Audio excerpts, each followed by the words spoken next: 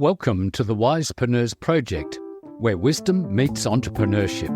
I'm Nigel Rawlins and I provide down-to-earth practical advice to help people over 50, most often women, navigate the shift to independent professional work. I focus on providing you with actionable insights and expert advice to optimise your life and work, from highlighting productivity, health and cognitive agility to mastering business, marketing and knowledge management.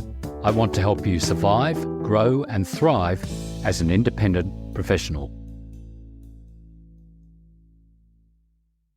Have you ever wondered what it takes to shift from a corporate career to running your own consulting business? I'm talking with Michelle Kvello, a highly experienced CFO and founder of Lantern Partners. Michelle made the transition herself and helps professionals do the same through her course, Corporate to Consultant. Join us as we explore the key factors that you need to consider when starting your own independent professional business. Michelle, welcome to the Wisepreneurs podcast. Can you tell our listeners something about yourself and where you're from? Sure. Thanks for having me. My name is Michelle Kvello. I am the founder of Lantern Partners, which is a CFO advisory business. And we work with founders of startups and scale-ups to help them achieve their business goals and growth. And I also help people transition from corporate careers into consulting. So yeah, that's me. That's going to be really interesting to talk about that. So let's talk about the CFO side of it first. How did you become a CFO? Okay, so my background way back in the day, I qualified as a chartered accountant in the UK at PwC, but I was only there for the absolute minimum time to actually qualify. I knew that I wanted to work out with businesses. And I knew the kind of businesses that I wanted to work with. I focused, even back in my PwC days, very much on the media marketing technology space.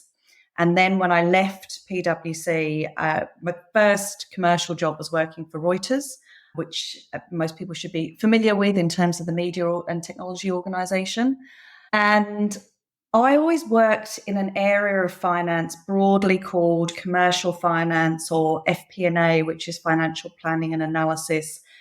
And what those departments do within bigger corporates is they partner with the business owners of kind of the business units within the organization. And so we would be helping them with things like analysis and forecasting and business casing, and really understanding the business and understanding how the numbers drove the business and how the numbers could measure success. I always had that very commercial focus within my corporate roles. And so it took me a while actually to leave corporate. I always had a desire to work for myself, but I couldn't figure out how that particular subset of finance actually worked for smaller businesses and business owners, because I'd always thought of it as something that bigger businesses needed. But I knew I wasn't a tax accountant, and I'm not what they call kind of a transactional accountant that does a lot of the day-to-day data entries and journals and things like that. I really wanted to work with business owners. And within a corporate environment, that's what the CFO does, that having a lens across all of the different units of the business, working very closely with the CEO and really working with the business and the rest of the executive team to drive the business forward and make the numbers make sense to the other people within the business. And so a lot of what I was already doing was that simplifying and demystifying finance. And so I eventually figured out that this was such a critical gap for SME founders and business owners. They had the transactional kind of day-to-day support in their bookkeeper or accountant. They had their tax advice, but what they didn't have is that CFO lens, which was giving them the commercial and strategic advice.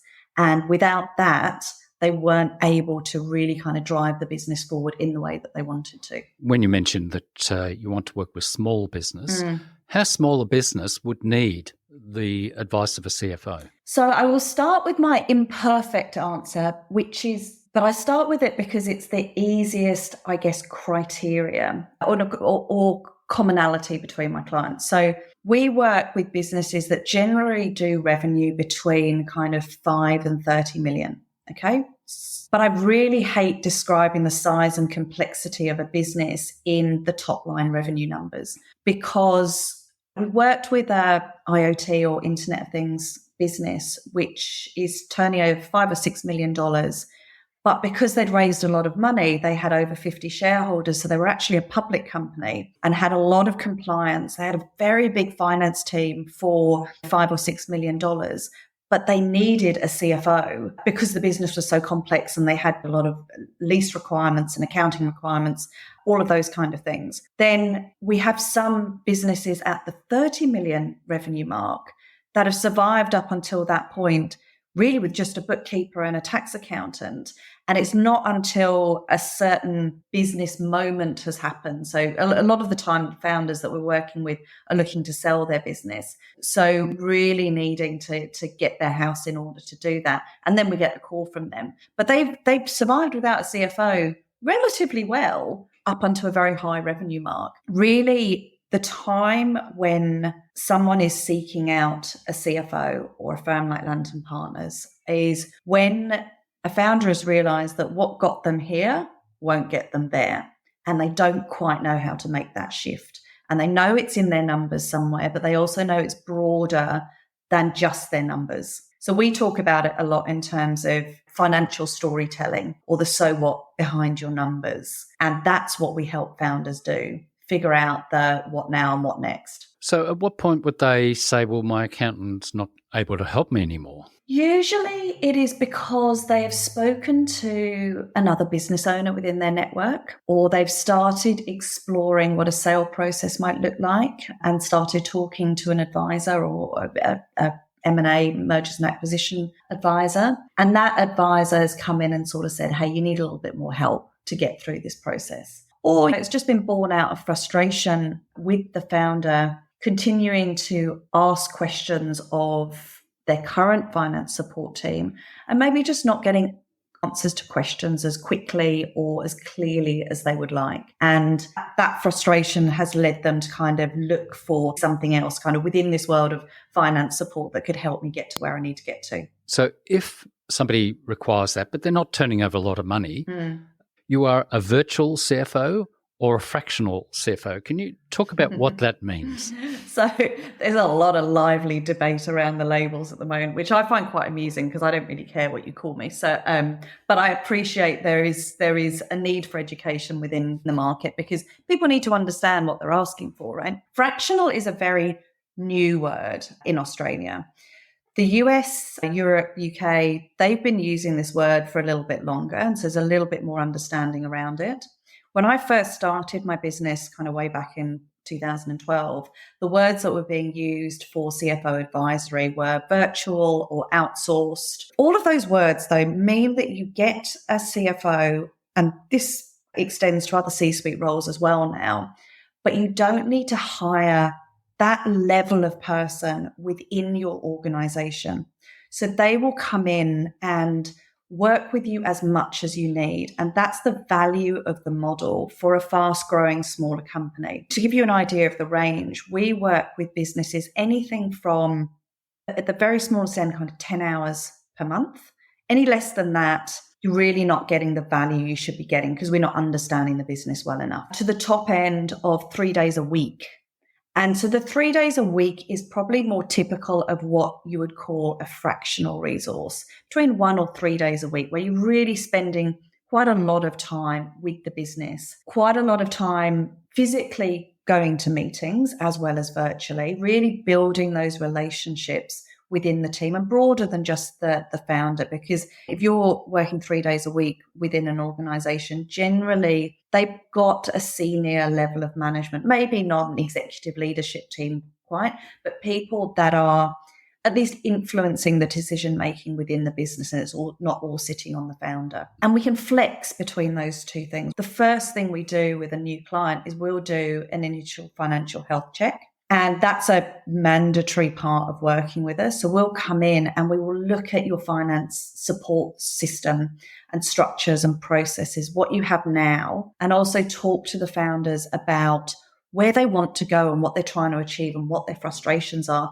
to figure out whether that team will support them going forward, right? And what that change in support might look like. Because often for founders, I don't know all the roles within a marketing team or technology team. Got a general sense, but really understanding the granularity of what they do, that isn't my discipline. So why should we as finance professionals expect a business owner or anyone else really to understand the makeup of the finance team, the makeup, the support, and what good looks like? So that's what we do with businesses. Well, that's critically important. I think people would have to be silly to assume that the business owner has got a clear understanding of what they need.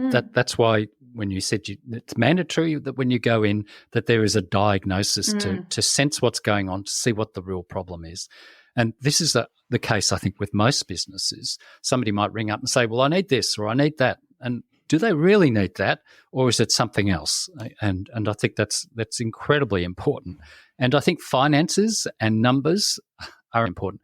I remember running a simulation many years ago, a business simulation in Geelong, and had invited quite a big crowd of business owners. And we were just talking very simply. We said, okay, there's 6 companies in this business environment and they're jointly turning over $20 million. What's the average turnover? And I had an accountant pull out a calculator, try and answer 6 businesses sharing 20 million in revenue. Yeah. And an accountant pulls out a calculator. Everyone else, you'd be surprised, their eyes glaze over when you start to talk numbers. And this is the problem. So when you go into an organisation, there's a good chance that's what's going on. Yeah. And I think that for not all business owners, but for a lot of business owners, and I think this is just a comment on general population, finance, maths, numbers, whatever you want to call it, can be a scary topic. It's the topic when you're at school, you go, oh no, we've got maths today. And frankly, which is a big bugbear of mine, I think there's an entire industry that's sprung up around making finances seem really complicated. It's really difficult. Only we can do it. And it's not. I think if you really understand something and you're really skilled in your discipline, you should be able to explain it really, really simply. And I always find that the people that are trying to make it sound complicated are either trying to protect their turf or frankly don't understand really the concept that they're trying to explain. So I have a big mission to simplify and demystify finances for businesses, because really it's a tool for your business, and you have to understand it as a business owner, even if you don't feel that this is your particular skill set, and it doesn't have to be in that really deep level, but you have to be comfortable with talking about your finances. One of the topics that I often talk on is how to be the CFO of your own business, and there's 7 focus areas that we talk through, but one of them is watch your numbers. You can do all this fancy stuff in terms of metrics and cleaning up your data and doing all X, Y, and Z, but then you actually have to be comfortable looking at your numbers on a regular basis. And it really is so fundamentally important. There's a chap called Cedric Chin. Have you come across him? I haven't. Okay. Well, Cedric Chin runs a website called Common Cog, and he writes articles about business. He's based in Singapore, and he's run little companies overseas in Vietnam and places like that. And he wanted to really understand how business works. So he's obviously a very bright young fellow. And he found a lady in America called Leah DiBello, who has a TRIA mental model of business. And the 3 parts were understanding your market, understanding your operations, and the other one, the really critical one, was finances. And he actually interviewed her. But the finances, you're right. I was a primary school teacher in Australia for 16 years, taught arithmetic and all that. And then I was surprised when I came across a lot of adults who, in running businesses, are frightened of the basic arithmetic. And you're right, it's simple. It's absolutely simple. So the skill that we're talking about, that you are, is to say to people, okay, the financial part of your business is really, really, really important. And it is not complicated. You just have to start addressing it, and where to. So where should somebody start when you say you've got to be the CFO of your own business? What numbers do you think they should be looking at? Well, the first thing that we get businesses to look at, or first thing that we look at when we go into a business, is just looking at how clean their data is. So really simple things like, if you are getting costs from one particular supplier for one particular cost, are you always coding it to the right place? Are you matching up your revenue timings with your expense timings when you're booking your numbers, because otherwise it becomes really difficult to see on a monthly basis, quarterly basis. Are you making money or are you not making money? The second thing we look at is around margins and around gross margin and net margin, and helping businesses understand what the difference between those two things and why it's important to actually look at them. And for those of you listeners that don't know kind of what that difference is between gross margin and net margin. So you've got your revenue, then you have a category of costs which directly influence delivering that revenue. So for example, if you're selling widgets, your cost of sales are the cost of that widget. So how much it actually costs for you to either produce or to buy that widget, and you'll come up with a gross margin. So say that gross margin is, 50%. For every dollar that you add to your revenue, before you've even done anything anywhere else, only 50 cents is going to come back into your bottom line. Okay. And that is more lumpy to scale. And we talk a lot about scale when we look at businesses. And that's really how to squeeze the most juice out of your business. But underneath your gross margin, you have a whole bunch of costs, which are broadly your overhead costs. So the things that you need to run your business, so subscriptions you need to run your business, the rent you pay, your marketing costs, all of those kind of things, but they're not directly related to your revenue. And those are the costs that, so long as they stay relatively consistent, they will of course go up, but they won't go up at the same rate as your revenue. And so long as you look at those two buckets of costs separately, you can really start mapping out how you expand your net margin. And that's really the money you make, right? And so that's a key thing that we talk to business owners about and we look at when we come in. And then I won't go through all of the 7 areas, but the other one that I just want to touch on is around cash and the difference between your profit and loss and your profit and your actual cash inflows and outflows, because depending on your business, they can be quite different things. There's many a profitable business that's gone under because they don't have sufficient cash flow. So we look at that. We look at the timings of cash flow, and there are some businesses that have to pay out money very often before they get their money. And that's one of the levers that you can pull to maximize your cash flow. The other thing as well is making sure businesses don't spend money that isn't theirs. Many of us business owners are unpaid debt collectors for the ATO. When we collect GST, which isn't our money, we've got to give it back hand it over to the ATO. And also, if you've got a payroll and you're paying your staff net wages, you also owe the ATO that tax. And you owe your employees that super. That's not your money. And so it's really important to kind of understand that distinction and make sure that you aren't spending that money that really isn't yours. So what you're saying is you're bringing a discipline to understand that revenue is not all yours to keep or spend. Yeah. Because a good proportion of it is going into producing the revenue to start with. Yeah. Now, I think a lot of people don't quite understand that there's the particular cost, the cost to create or make or buy your product, the cost to sell your product, the cost to run your business, and if you're lucky, profitability at the end of it. And yes, cash flow makes it. The other thing I'd say as well is one of the things that you can get very caught up with, particularly as a new business owner, is chasing that top line growth. Everywhere you kind of see 7-figure businesses, 8-figure businesses, 9-figure businesses. That's great.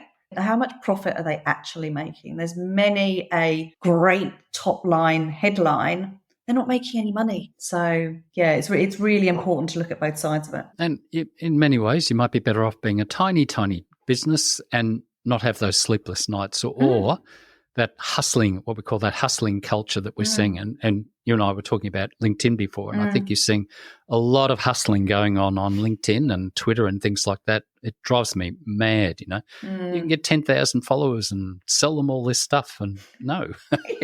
What for?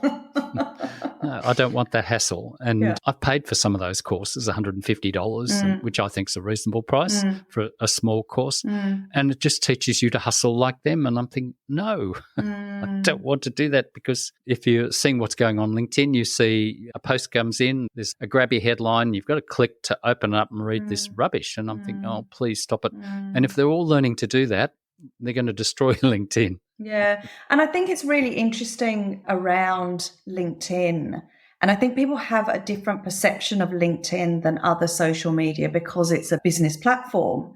But you've still got the same thing going on LinkedIn that you do on Instagram, on Facebook, on TikTok. You're only seeing the shiny kind of highlights reel of someone's business, and sometimes just pure made up nonsense of someone's business. It really is important not to kind of get distracted by that comparison and really focus on what you need to do as a business. I was contacted by somebody who I've linked up with, and they say, oh, I don't use LinkedIn much, but I'm on Instagram, I'm on Facebook, I'm on TikTok. And I'm thinking, where do you get the time to do all this? Now, I've run a marketing services company now for about 25 years. So I'm used to being able to put together stuff really quickly and automate it all and all that.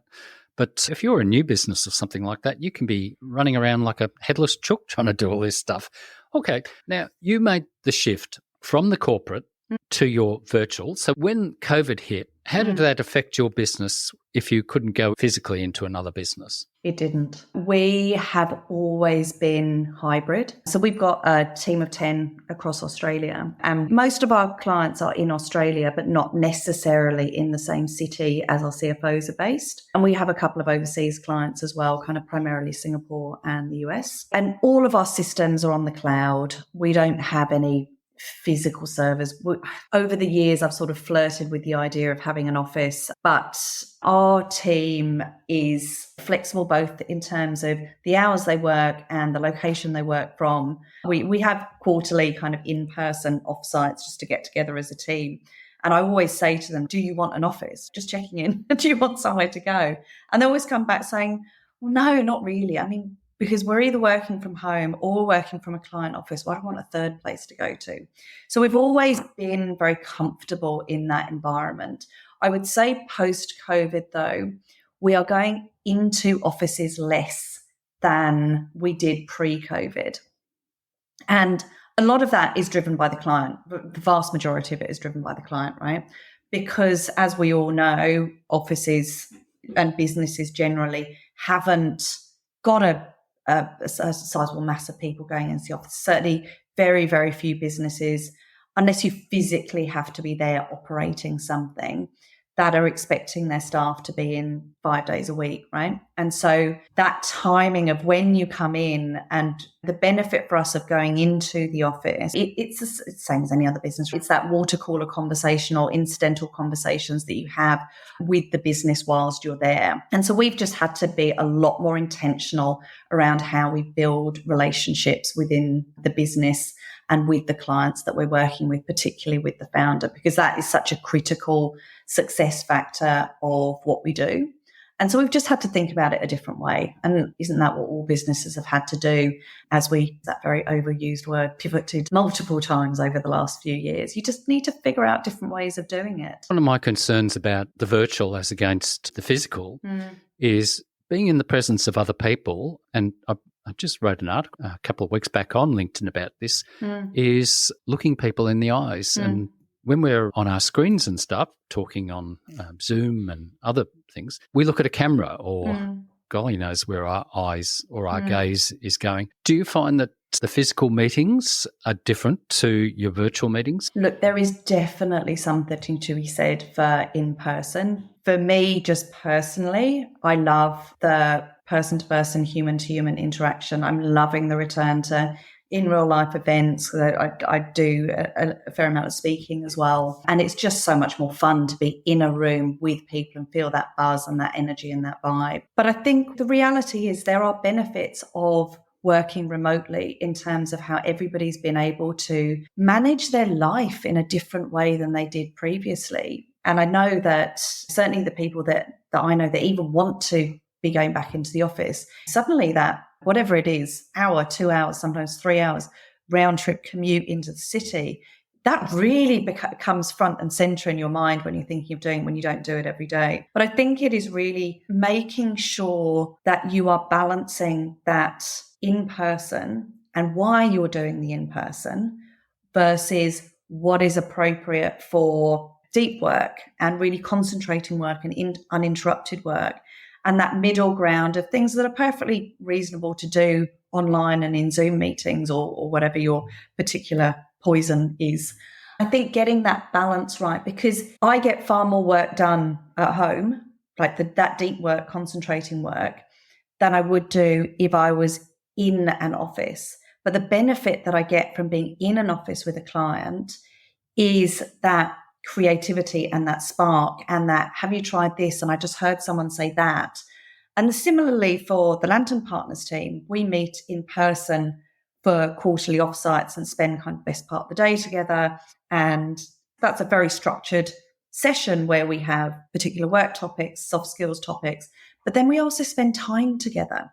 And there are things that one CFO might be working on that they haven't thought to specifically surface up in an online conversation with another CFO, but all sitting in the same room, just chatting. They suddenly realize, oh, actually, Joe needs to know that information. Mandy needs to know that information. And there is an enormous amount of value to that, and particularly those creative and strategic discussions. They're always best in person. That's fantastic.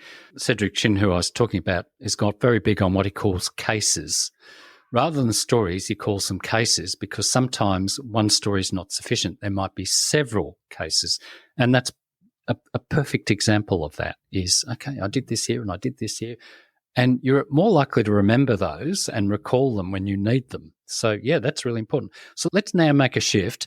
You've put together a course under your name called Corporate Consulting and teaching people how to make that shift. So let's talk a little bit about that. I did notice that on your website, you had a whole lot of interesting questions, like how do you know when to leave and how do you get your first client? And I thought they were brilliant questions. So maybe we could talk about why you set that up and maybe answer some of those questions. Sure. So I've been doing this for, like I said, 12 years now. And over the years, I seem to have been the go-to person when someone has said, oh, a friend of mine wants to start their own business. A friend of mine wants to go freelance. A friend of mine wants to consult. Go have a coffee with Michelle. And so I would be having a lot of these coffees and I was saying a lot of the same stuff to the same people. But the only people that were getting access to that is the people that happened to know me or happened to know someone that knew me. So eventually, and I only launched the course about 18 months ago, I just packaged it all up to actually be able to help people that weren't necessarily in my very close network. My big thing across corporate consultant, across Lantern Partners, just in life generally, is I hate seeing people stuck when I know what information can unlock kind of the way forward for them. And that was the driving force behind Corporate to Consultant. So Corporate to Consultant is an online self-paced course. There's also the ability within that course to actually spend a couple of hours of one-on-one coaching time with me to kind of really push through to the next level. And so we talk through the specific modules, and there are 7 modules within the course, and there's homework too, to actually really set yourself up really well for this transition. So whether you are just thinking about it or whether you've just made the leap out of corporate, I hate seeing people have to go back to corporate because they couldn't make something work. And generally it is around, they've jumped out, but they didn't take the time initially to work out why they were doing what they were doing. It was kind of, I'm just jumping out and away from something rather than very consciously jumping into something. And that's a really important distinction. Then the other 2 key things which send people back into corporate is either they haven't done enough planning financially, because the reality is, like with all businesses, it takes time to ramp and it always takes a little bit longer than you think. So what's your personal financial situation? Do you need to start this before you leave your corporate job? Do you need to have some kind of hybrid for a little while? Or I talk to some people that have been made redundant, so have a little bit of a financial cushion to actually explore this. Everybody's situation is different, but it needs thinking through. And then the third thing that generally sends people back to corporate is that sales aspect. And so many people, particularly I think if you've been in quote unquote back office roles or kind of not necessarily in a sales role before, a lot of people are allergic to that word, right? But you have to get over that if you're going to work for yourself.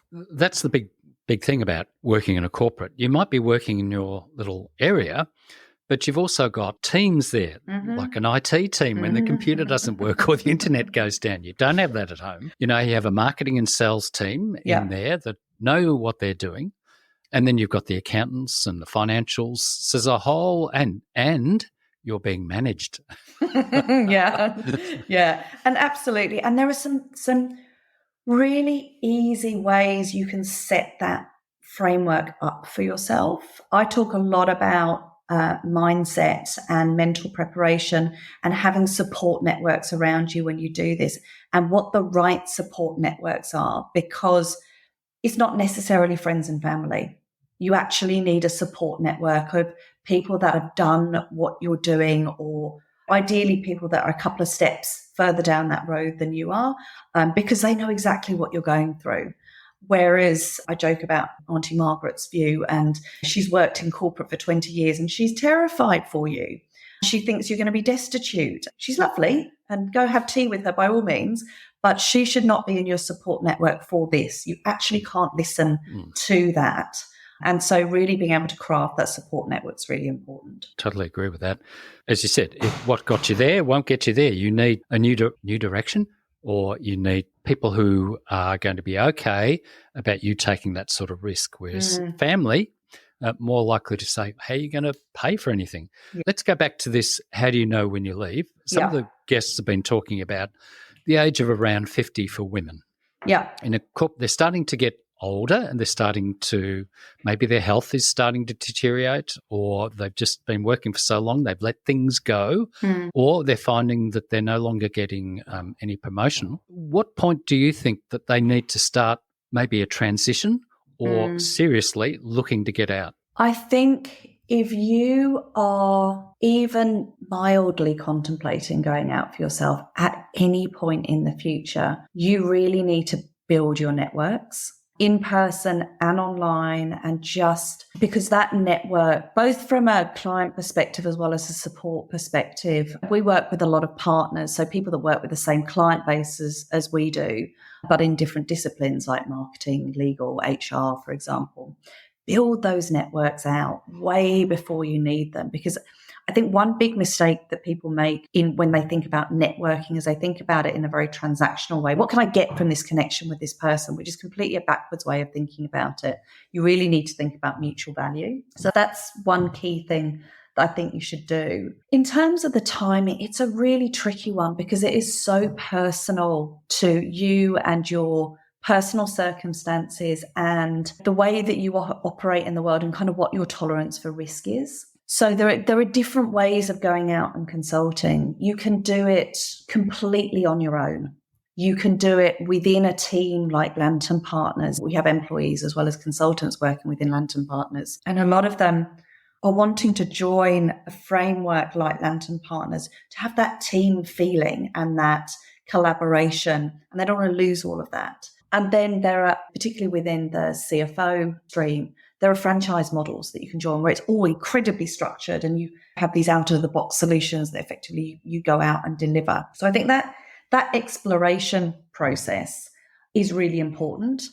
But I will have to say I'm the worst example of this, because I actually went and started up my own business because I had pushed myself into total and utter burnout, and I just couldn't do corporate anymore because I'd pushed myself beyond that point. And I was, how old was I then? I was in my mid-30s, mid to late 30s. And for me, it coincided with thinking about how I balanced the kind of corporate career that I wanted with the kind of life that I wanted. And that was also, it was family life. I didn't have kids then. I have a 7-year-old and a 10-year-old now. And I just couldn't work out how a corporate career where I was working 60 plus hours a week fitted with having a family and actually seeing them. So I think there are different inflection points. And for the women that you're talking about in their 50s, I mean, I know for myself and the other women around me, it gets to that point where you really think, what am I doing this for? And I think COVID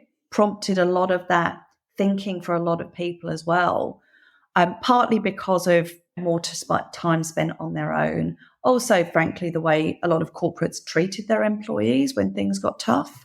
We're seeing a lot of redundancies now. The reality is, honestly, I don't care how much your HR department or how much the company values say they value you as an employee. Brutally, at the end of the day, it's a company, it's a business, and you need to look after yourself and what you want out of life. And if you work within a very warm and embracing corporate, that is wonderful, but their responsibility isn't ultimately to you and your goals and objectives. So I think it gets to that stage where you think, what am I doing this for? And you think about all the things that make up your life in terms of your relationships, in terms of the other things that you want to do. With a lot of people in their 50s, they've got teenage kids or kids going off to university or kind of leaving home. And you want to spend some more time with them. And how does that work with this corporate life that you've created? And I think, frankly, with women in their 50s, there's a different level of confidence that you have at that point, even though maybe society and work are saying that you don't have as much value. I think there's something very different for that's happening internally for women, and particularly within their friend support networks, that's saying, actually, I feel more confident in directing my own path. I have confidence in my own abilities. And if they're not being recognized in a corporate environment, well, I'm going to do it for myself because I know I have value. And so I think that is a catalyst a lot of the time for going out on your own. The issue, I guess, that I'm seeing is that they're hoping that their employment will continue on. And so they're, in other words, like in a financial risk, they're putting all their eggs in one basket. The other thing is too, when you go out, the last thing you want is one client, because if you lose that client, you've lost your income. Yeah. So that is the benefit of working for yourself, is ensuring that you've got several clients.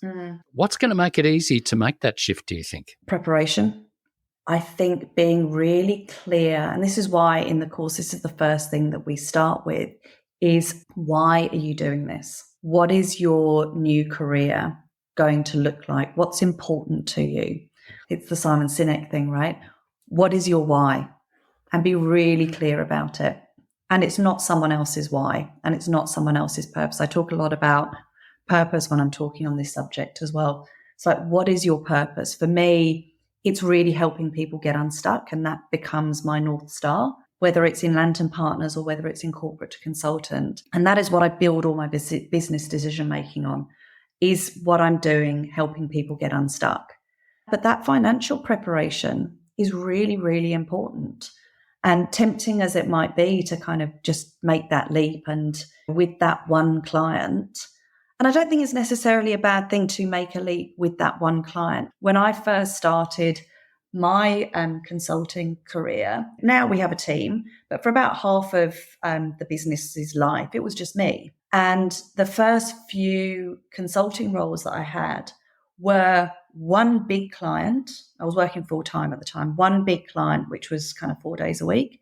And then I would build up my pipeline in that fifth day. And so that's a perfectly valid way of doing it. But you're absolutely right. You need to be a little bit careful, because if you have a small concentration of clients, if you only have one or only have two, and that's the way that you're going to run your consulting career, that's actually okay, so long as during those stints with that particular client, which is likely going to finish at some point, otherwise you might as well just be employed if you're going to work with them forever. You need to be building up your pipeline and having those sales conversations and having those networking conversations, even whilst you are embedded with that one client. And so that's a very common mistake that new consultants make, is that they go and start working on a contract. Everything's great. Hopefully they're making loads of money. The contract's for 6 months, and then it stops, and they go, oh, what's next? I haven't been talking to anyone for the last 6 months. And so then you're starting from scratch again, and it takes time. So I think that just that kind of making sure that you're constantly having those conversations, being visible. LinkedIn's a great way of doing that, but also just showing up and having coffees with people, helping people, sharing your knowledge, doing all of that two-way street thing that makes people think of you when they have their next project, and being vocal about the fact that, hey, my contract's finishing up in a month's time. Are there any interesting projects that you're working on? I think that is really, really key. Some of the questions you had on your website there, they decide they want to go out. They sorted out their financials. They know that they can afford to do this. They know there's going to be a bit of a possible delay before they get clients, and there'll be some ups and downs. The first question you had there is, how do you get your first client and how do you know what to charge? Yeah. These are real big issues out there. Yeah. Now, I do work with quite a few clients, and unless they know others in the industry or they know from their corporate work what things cost, they have no idea what to charge. So as part of the course, we actually have a pricing calculator on there so you can work out what you should charge. I always start from, and actually one of the big mistakes that new consultants make is that they look at their corporate payslip and they look at the hourly rate on the corporate payslip and go, that's somewhere to start, right? But they forget that you get paid that hourly rate in a corporate world when you're on holiday, when you're sick, when you're not 100% kind of utilized within your corporate world, you're still getting paid that hourly rate. So the broad principles are, okay, work out what your annual salary needs to be for you to do all the things that you still need to do. Everybody needs to put food on the table. You need to keep a roof over your head. If you've got small humans, you need to kind of keep them alive. All of those kind of things. Before you even think about, we all want to live a joyous, fun life. What's the budget you need to put against doing those kind of non-food and shelter things? So how much money do you need? And then you have to take into account, you've got to pay yourself super, because that's another big mistake of consultants going out for themselves is not paying themselves super. You've got to work out how much holiday do you need to take or want to take? Do you want to work full-time or part-time? You have to build in sickness, particularly over the last couple of years, right? There will be times when you won't be able to work because you're not well. There will be times when you won't be able to be sending someone an invoice because you're spending time doing business development. You're spending time working on your business. And so all of those things ratchet up the actual number of hours you have available to earn their annual salary. And so that's kind of what we walk through in this pricing calculator. And that's why the minimum rate you should charge won't look anything like the hourly rate on your payslip. Once you've been doing this for a while, you start thinking about value pricing and positioning yourself in the market. On that latter one and positioning yourself in the market, I almost find that the least helpful guide, because I'll give you an example. This is a real example. So we quoted a job to a couple of clients, quoted them exactly the same rate for exactly the same job. One of them came back horrified at how expensive it was. The other one came back to check that this was actually correct because it was a lot lower than they were expecting and been led to believe. Okay, so the market doesn't really know what they should be paying. There will always be someone that's cheaper than you, and you've got no idea why they would be cheaper than you. They might be outsourcing to another country, for example, and that's bringing down their rate. So, some people that are independently wealthy and just doing this for fun, they're going to charge a lower rate because they can. And there will be other people that are a lot more expensive than you. And sometimes that's because they've got their own expenses or they're working under a franchise umbrella or within a firm that has its own overhead costs to layer on top of that. So I actually find what other people are charging to be the least helpful thing. But the question around value pricing is really interesting because at some point you could and should be making the shift from salary and hourly rate to how much pain are you taking away from your clients? And that's kind of where the art comes in with the pricing. So yeah, there's various different ways to do that. But for a new consultant, I always start with how much money do you need to be earning if we're thinking about it in terms of salary, and let's work back from there. Plus, they've got to remember they're not able to do 40 hours a week or 50 hours a week. Exactly. Because you'll be even more exhausted. But one of the things I do notice about consultants or professionals who work from home, they don't have to go to the meetings anymore. They don't have to have all that time wasting stuff that goes on. So an hour of a professional at home is a hell of a lot more productive than, say, possibly a day or two in an organisation. Yeah, it absolutely can be. And you've just got that focus. It's a different kind of mentality and a different kind of focus when you're working as a consultant. And that's also the thing that I talk about in the course around mindset. And you are now a business owner. I hear a lot of that. I'm just a consultant. You are a business owner and you need to wear different hats, and you actually have to think about yourself as a business, and are you providing really potent value to your client? There's a lot to think about, isn't there? I get a lot of people coming to me kind of feeling totally overwhelmed with all of those things to think about, which is why I've tried to structure it in really bite-sized pieces, because it can be incredibly easy to get overwhelmed. It's a very normal feeling, and it doesn't mean that this consulting life is not for you. I had a look at your course outline and I thought it was very, very good. And I think from a financial perspective, it's really important to look at that. Obviously, they have to learn to manage themselves and run their own operation, and they have to learn how to market themselves. But a financial underpinning is really critical in this. And sometimes a little part-time job in a supermarket pays really, really well to give them that little bit of income a week. Now, when I quit, I was a teacher and I quit 25 years ago. I probably should have gone out and got a bit of a part-time job to start, because it took me a few years to get going and understand what I was doing. So there are those opportunities out there to do something different. 100%. And with a couple of the people that I've been coaching recently, who've done the kind of the level up from corporate to consultant, and we've spoken directly, they have managed to negotiate a kind of hybrid role with their current employer. And actually, particularly at the moment, it becomes a really positive conversation, right? I'm not going to quit. I'm not running away, but I want to do this other thing. But do you need me for maybe 2 or 3 days a week? And so that becomes your anchor as you go and explore this consulting world and get your new clients. And a lot of people are scared about having that conversation because they think, oh no, they'd never go for that. They'd hate it. Okay, fine. They might hate it. But what's the worst thing that they're going to say is no. Then you're in a no different position. But a lot of the time, it's a positive conversation. They don't want to lose a great employee. If they can keep you for a couple of days a week, perfect. And then they can think about how they eventually replace you. You're not pulling the rug out from them immediately. Sometimes that 2 or 3 days, you're able to get as much work done as you were previously doing full time. And I think that's very revealing. My former mentor was a former Hewlett-Packard marketing manager for Australia. He told me when he was in his role, most of his work was done in 2 days. The rest of the time he had to hide. And he was very, very strategic, very, very focused, probably the most brilliant person I've ever worked with. But he pointed out that productivity gets drained when you're in a workforce sometimes.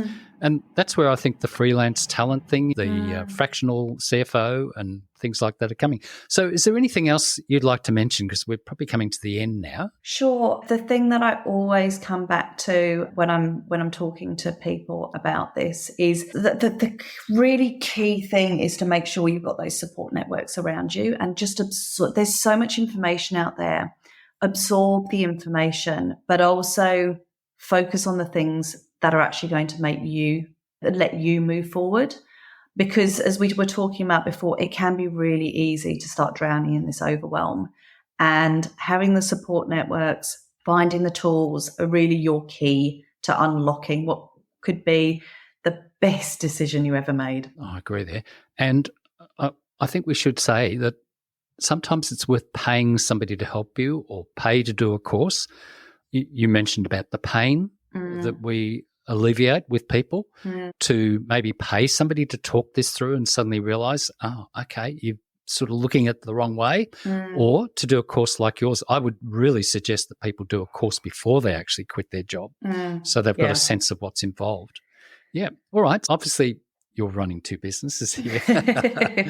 One is the Lantern Partners. So if somebody's listening to this and they are in a fairly large business, they need that advice, how would you like them to contact you? And then on the other hand, the corporate consulting. So the best way to contact me for either of those things is actually through LinkedIn. The beauty of having an unusual surname is that there's only one Michelle Kvello on LinkedIn, so long as you spell it right. And if you want to find out a bit more about Lantern Partners and the work we do with founders, you can also check out our website, which is www.lanternpartners.com.au. The corporate to consultant course, you can find out more about the modules and how to work with me at www.corporatetoconsultant.com.au. And then just for the fun stuff, you can follow along on Instagram, which is just Michelle Kvello. Lovely. Well, that's fantastic. So thank you very much, Michelle, for joining me. So thank you again. So welcome. It was lovely chatting with you. Thank you for listening to the Wisepreneurs podcast. I hope you enjoyed this episode. Please consider subscribing to the podcast, and if you're feeling generous, buy me a cup of coffee to keep me going. Thank you.